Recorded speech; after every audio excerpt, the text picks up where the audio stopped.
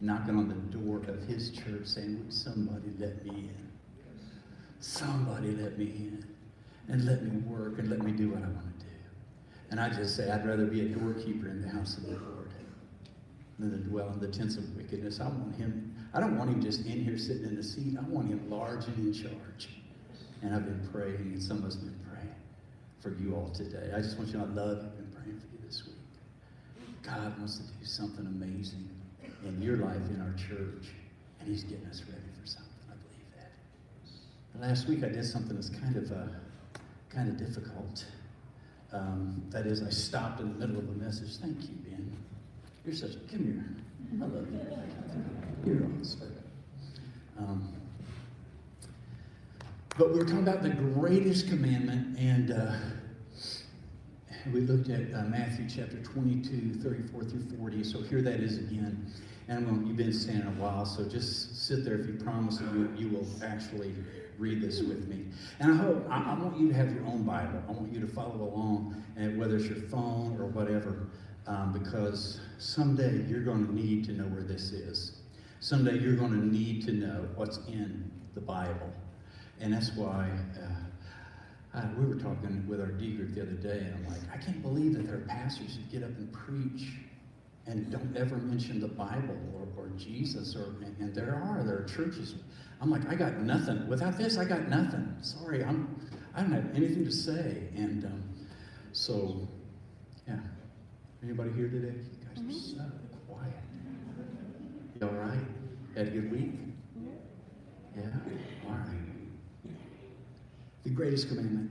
And we talked about it last week, about this guy that runs up to Jesus trying to trap him. And he says, what is the greatest commandment in the law? Jesus could have said, well, they're all important. But he did name the most important. And he replied, and that's verse 37. Love the Lord your God with all your heart, with all your soul, with all your mind. Love the Lord your God with all your heart. That's where all the emotions are. That's where all the feelings are. That's where, I fall in love. I love you with all my heart. I know that in Papua New Guinea they say, I love you with all my liver. But here we say heart. Because we understand that cardia isn't just your blood pumper, but it is where spiritual things contact our spirit, and where we know that we're children, sons of God. And with all my soul, with everything that I am, I'm the loved. And with all my mind, even my thoughts are the expressions of love to him. And he says, this is the first and the greatest commandment. This is the first one in order of priority. This is first, Jesus said. And the second is like it. He says, love your neighbor as yourself. And then he says, all the law and the prophets hang on these two commandments. Albert Einstein said, the definition of genius is taking the complex and making it simple. The definition of genius is taking what's complex and making it simple. And Jesus took all the complexity of the Old Testament law, all of the complexity of the first 5 books of the Bible, the Pentateuch, all of the complexity of the Septuagint. And I've mentioned to you before about how that just the one commandment, remember the Sabbath day and keep it holy. There were 70 volumes, like a 70-volume encyclopedia written about just how to keep that one. And so, do that for every one of the 10 commandments, and all of the rules and regulations and the laws and the stipulations. And Jesus took all of that and reduced it down. What a genius Jesus was. He said, basically, all you have to do to keep all of that stuff, all you have to do is these 2 things. Number 1, love God. Number 2, love people. Love the people that Jesus died for. Debbie found a really good picture, like a meme or whatever, and it says, all you got to do is love God, love people, and the rest are just details, right? You love God, you love people. And he's saying that this is the first in priority because really, and we talked about it last week, and so I have to do a little bit of review here because some of you weren't here, and most of you have forgotten what we talked about last week, and I probably would have too if I wasn't the one preaching it. But anyway, we talked about loving God, and we talked about how that he just reduced everything down to these 2 things. And we talked about how that you've got to get that first piece right. This is why loving God is the key to keeping all of the other commandments. Because you can keep all those other commandments without loving God, and it doesn't matter. It doesn't matter. But if you love God, if you really love God, if you really love Jesus, then you will keep all the other commandments. And it's like building a building. It's like old architecture. The first thing you have to do is set the cornerstone. And the cornerstone is not just the first stone. It is the key piece to the whole building, because what you're going to do is you're going to key off this wall and you're going to key off that wall off the cornerstone. And if you don't get if the cornerstone's off even a little bit, your whole building's going to be off and it's not going to be stable. And that's what he's talking about with this commandment. That if you don't get the love God commandment right, you can work your brains out to try to keep all the commandments and maybe even be mostly successful. But you'll become frustrated because nobody can keep the commandments under their own power, their own strength, by their own ability, by their own effort. Nobody can really keep all the commandments. And so you'll wind up being frustrated. But if you will love God, it just changes everything. And your life will be built on the true foundation of Jesus Christ. If you're with me so far, say amen. And we told the story about the rich young ruler, remember, in the case of the falling face, where his face fell because, well, here's the main components of that story. He asked the question, what do I have to do to inherit eternal life? And two things that kind of don't really go together. What do I have to do and inherit? And the truth is that most religion is founded on what do I have to do to keep God from being angry at me? What do I have to do to make God happy? And most religion, and I'm not even talking about the Judeo-Christian faith, I'm talking about all other faiths. How do I get to the next level? How do I reach karma? How do I get to that next level? How do I get reincarnated instead of into a cockroach into something really cool? I mean, how do I live so well that the deity will approve of my life and let me get to the next level and let me advance? And so this question is really a religious question. It is, what do I have to do to inherit life eternal? And see, that's where a lot of people are in church today. So many of you, I'm just going to tell you point blank, you're not going to get what I'm talking about today. Because you've been raised in a kind of a legalistic understanding that if you do all the do's and don't do all the don'ts, you'll be okay. And that's what this guy said. Jesus says, well, you know all the commandments. And he says, I've kept all those since I was a kid. Now, don't get me wrong. It's not that there's no value in keeping it. It's better than not keeping the commandments by a long shot. But the truth is that if you think the key to eternal life is being so good that God will say, wow, you're great, come on in. I mean, why did Jesus die on the cross if that's possible?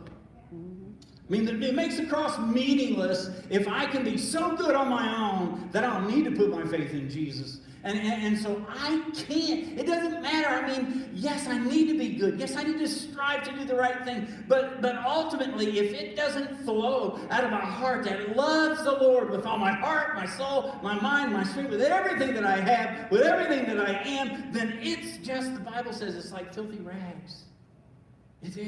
My righteousness is nothing unless I've got this cornerstone right. He says, I've done that. I've done all of that. And Jesus basically says, no, you haven't. Because you haven't even kept the first commandment.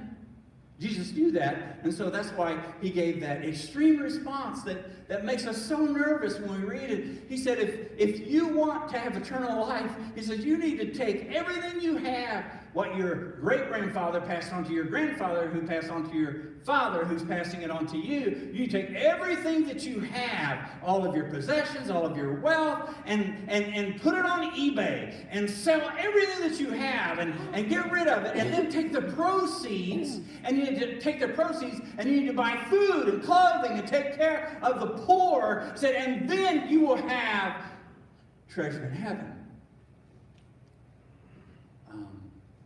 See, Jesus wasn't saying that he wanted his stuff. What he was saying basically was, you love your stuff more than you love God. Mm-hmm. And so the big question is, did he own those things or did those things own him? And I want to ask you the same thing. Do you own what you own, or does what you own you? Do you work so hard because of the high cost of living or the cost of living high? Do you own that? Is that yours? Do we? I have to ask myself too. I mean, I'm a consumer. I know I am.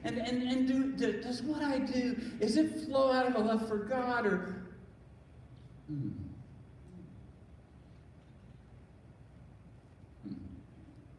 Did he own things or did things own him? Because anything you can't surrender for the sake of God becomes your God. Anybody say amen? Amen. Wow. I could preach in a cemetery and get more response. I mean, you don't have to be happy about it for it to be true. See, that is the danger.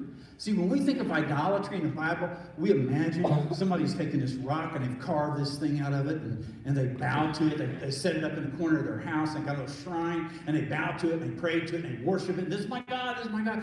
And it doesn't have to be like that at all. An idol can say Ford Motor Company on it. I had somebody this morning who said their idol says Kia on it, but it doesn't idle very well. An idol's kind of rough. That's not the idol I'm talking about. See, if you're not careful, other people can be your idol. If you're not careful, your family can be you can love your family more than you love God. You can love stuff more than you love God. You can love your reputation more than you love God. And that is a huge danger. So, the issue isn't, does God love me? The issue is, do I love him? Now, let's move along. Do I love God or love the world? And we've got to be really careful because the Bible is very explicit, especially in the little epistle of 1 John. In the New Living Testament, it says, in the New Living Bible, it says, do not love this one. Now, wait a minute, I thought God loved the world. For God so loved the world that he gave his only begotten Son. Yes, God loved the created world. He loves the world, the created world, including you and me. He loves us so much that he gave Jesus. What John is talking about is the world system. The world system of climbing the ladder of success, the world system of having stuff, the world system of using people and loving things instead of using things and loving people. The whole system of the world where I got to get up and I got to take care of myself and I got to think about number one and forget you if you get in my way. The whole thing. If you love the world, then you don't love God. You have to love the Father in you. Why? It says, for the world offers only a craving. That word can be translated lust. Only a craving for physical pleasure. A craving for everything we see. All the good stuff now that we see. And pride in our achievements and our possessions. That's what the world is all about. Look what I did. Look what I have. And he goes on, these are not from the Father. All that stuff, that didn't come from the Father. But are from this world, and the world is fading away along with everything that people crave. But anyone who does what pleases God will live forever. Boy, it's tough. And I was thinking about loving the world, and it is that the closer you get to God, the more you love God, the more uncomfortable you become with the world, with worldly stuff. The more, I don't know. The first thing that comes to mind is all the award shows, like Oscar and Clyde and all the other ones. And I got to say that it troubles me the things that we honor and award sometimes. Do you ever look at that and say, oh, there's a movie about murder and adultery and greed, and it's getting all these honors. We honor the things that God says are dishonorable.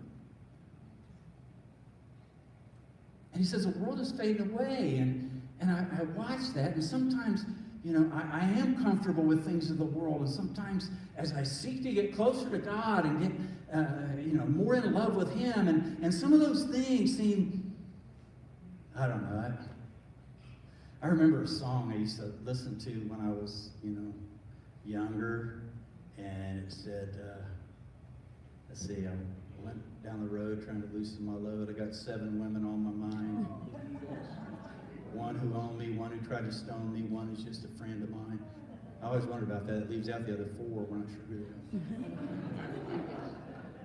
are. And you ride down the road, you're singing this song, right? Yeah, man, I'm thinking about 7 women. Woo, glory to God. Well, that's a harmless song, just a song. No, don't you understand that the things that I agree with and the things that I love and things I'm in harmony with, if they are contrary to what loves God, then that thing can absolutely set me off course. I can wind up so far away from God because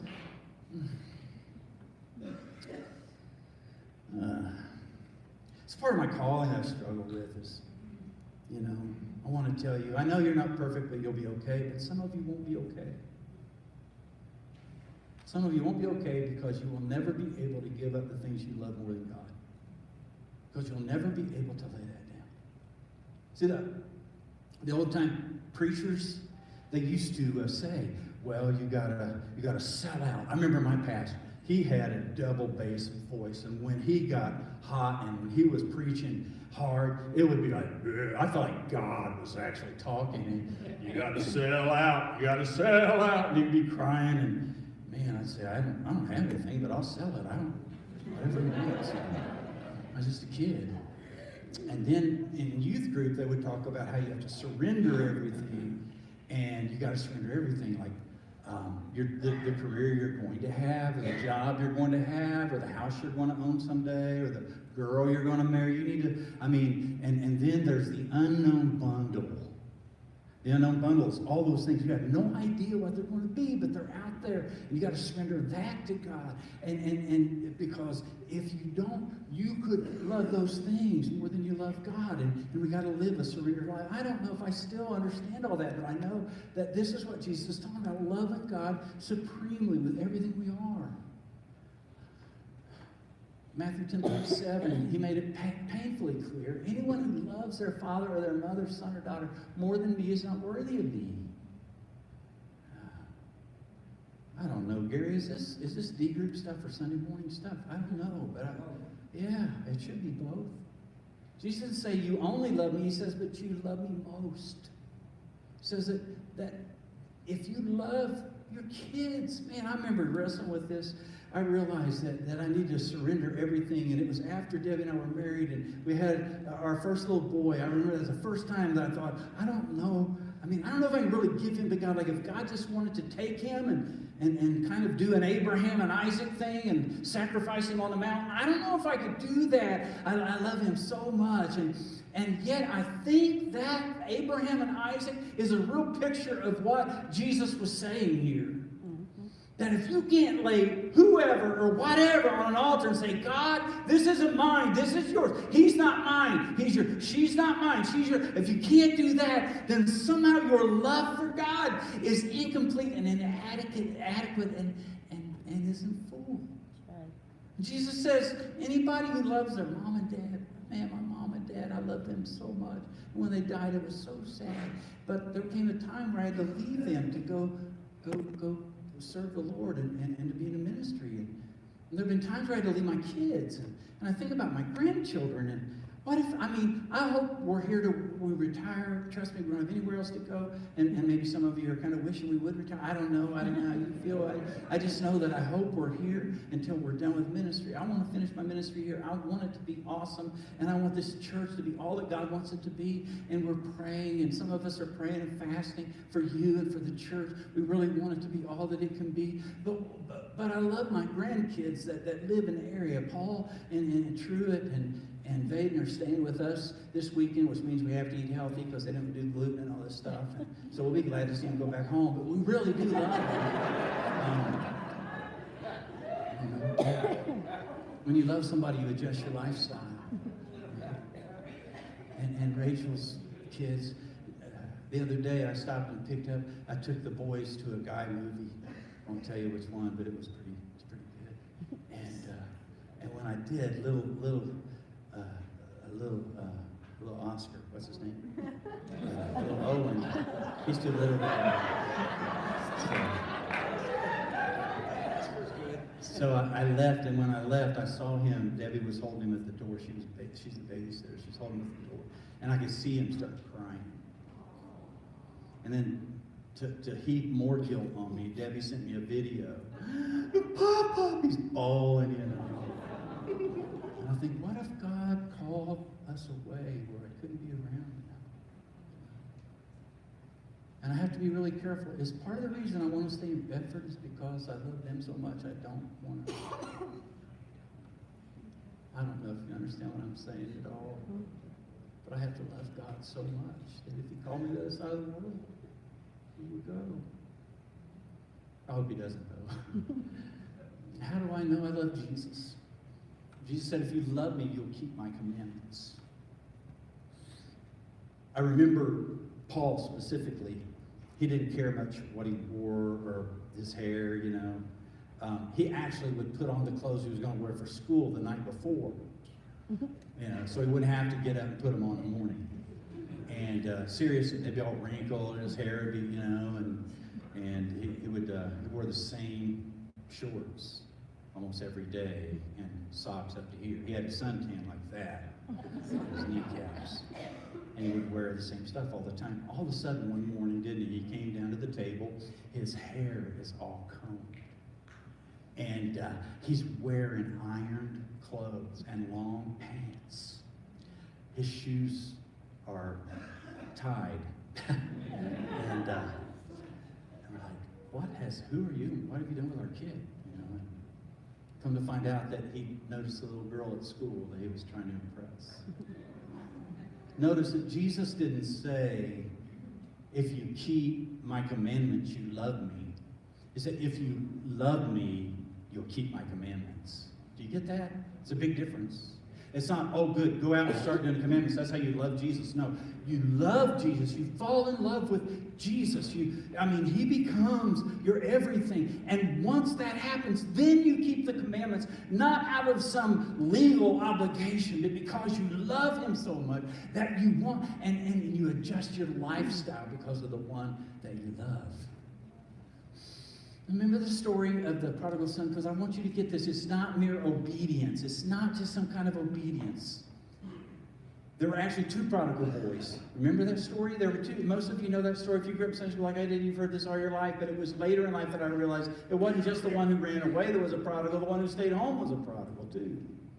How do you know? Well, when the other one who had gone out and done horrible things and wasted all his money and was living in a pig pen, when he finally comes home and the father runs out and throws his arms around him and kisses him and brings him in and he has him bathed, thankfully, good Lord, he was bathed, and has all the pig stuff washed off of him, gives him a new robe, new ring, and new shoes and all this stuff. And then the father, apparently had to go out to the field to get the other brother who was mad. And he was angry because he had stayed there all those years and he had worked on the farm and he had tried to keep his father happy and done all he needed to do. And he says, you never threw a party for me and my friends, but when that heathen comes home, you throw a party for him. See, the deal is that you can keep all the rules and the commandments and be far away from the heart of the Father. Does that make sense? And he would rather that you come to him in soiled clothes and feeling, remorseful. I mean, his other son felt remorseful than to be all proud and arrogant and say, I go to church every Sunday and pay my tithe and you owe me. No, he doesn't. So, loving God. I love this. It says, for this is the love of God. 1 John 5:3. That we keep his commandments, and his commandments are not burdensome. So how do these heavy commandments become light? And Jesus says, come to me, all you who are weary, heavy laden, and burdened, and I will give you rest. Take my yoke upon you. That was what a mule or what an oxen wore when it was pulling a heavy load. Take my yoke upon you, for I am gentle and humble in heart. You will find rest for your souls. My yoke is easy, my burden is light. And Jesus was talking to Hebrew peoples with a Hebrew understanding of keeping the rules, keeping the law, all of the Septuagint, all of the Pentateuch, all of the Ten Commandments, of keeping those laws and keeping those laws and keeping those laws. And Jesus comes along and says, I'm not coming to add more to your burden. I'm coming to lift some weight off of you. I come to make it lighter and easier for you to live. So I want to know, what is Jesus' yoke? What is this thing? Because religion makes it heavier. He's talking about them, and he says, the teachers of the law and the Pharisees sit in Moses' seat. You need to do what they tell you. In other words, he's not saying, I've come to destroy the law. I've come, he says later, to fulfill the law. He says, I didn't come to destroy it. I came to fulfill it. So you need to be careful to do what they do, what they say, but not what they do. For they don't practice what they preach. They tie up heavy, cumbersome loads and put them on other people's shoulders. They themselves are not willing to lift a finger to move them. Jesus says, they want to make it heavier on you. I came to make it lighter. How? Because my yoke is love. My yoke is loving God and loving each other. And if you do that, it's not this heavy burden. Where your treasure is, there your heart will be also. So the young man says, what do I have to do to inherit eternal life? If you love God, you will inherit eternal life. It's that simple. If you love God, you'll inherit eternal life. Jesus says you need to love me more than everything. And if you love God, the second benefit is there's a purpose in our pain. I didn't know what to say to my sister and my brother-in-law this week when he was diagnosed with colon cancer. I sent him this verse. I consider that our present sufferings are not worth comparing with the glory that will be revealed in us. What you're going through now, it might be bad.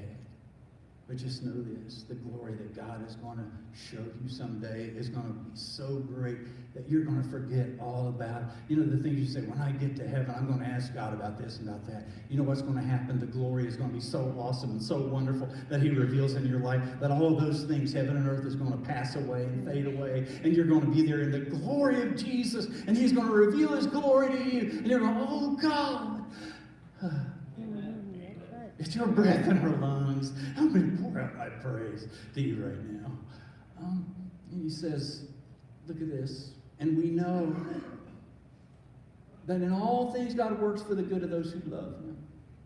Those who have been called according to his purpose. Understand now, this promise is only for those who love God. If you don't love God, the ugly stuff that happens in your life is just ugly stuff. The ugly stuff that happens in your life is it just hurts and it's painful and ridiculous. But when you love God, you understand that somehow, because you trust him, because you know he loves you, because he died on the cross for you, because he's given you life, because he's forgiven you of all your sins, you know that you can trust him, and that somehow even the ridiculous stuff you don't understand that happens in your life, one day you will. One day, God is going to take all of those ugly pieces, like people who make those patchwork quilts, and they take all the scraps, and it's ugly, and yet when they put it together, it's this marvelous thing, just ripped up pieces of material, because they knew what they were trying to do with it, and you didn't. And God knows what he's put together in your life, okay? Anybody there? Last year I had a digestive problem, and so I had to go and have a test, and it was probably the worst thing I've gone through awake. And you have to swallow this metal thing down, like Roto-Rooter, going down. And you swallow it, and then while you swallow it, you have to keep it down for a long time, and you have to drink stuff, nasty stuff. You got to drink it. And so I'm there, and if I would have just woken up in the middle of that, not knowing what was going on, I would have thought, I joined the Army, I'm a prisoner of war, I'm being waterboarded right now. I would have thought, it was just ridiculously uncomfortable. But it wasn't that way, because I knew that they were trying to figure out how to help me. And in our mature understanding of God, if you're going through something right now, and you don't understand it, I just want to remind you that if you love God, somehow, some way, he's going to pull all that together someday for you. I believe that, or I'd quit right now. I believe it. And then finally, freedom to truly love other people. And that's what I'm going to be dealing with next week. And I just want to tell you, especially kids who are fixing to date or get engaged or whatever, if they don't love Jesus with all their heart, soul, mind, and strength, they are not worthy of you. That's right. Look at this next quote. John Bloom. He's an author. He's a Christian author. He said this: the most loving thing we can do for others is love God more than we love them. For if we love God most, we will love others best. That's good. Mm. If we love God most, we'll love others best. I need to quit. So that's the question. Do you love God? Do you love God? Yes. Do you love Him more than anything or anybody in the world? This would be a good opportunity for you to just bow your heads.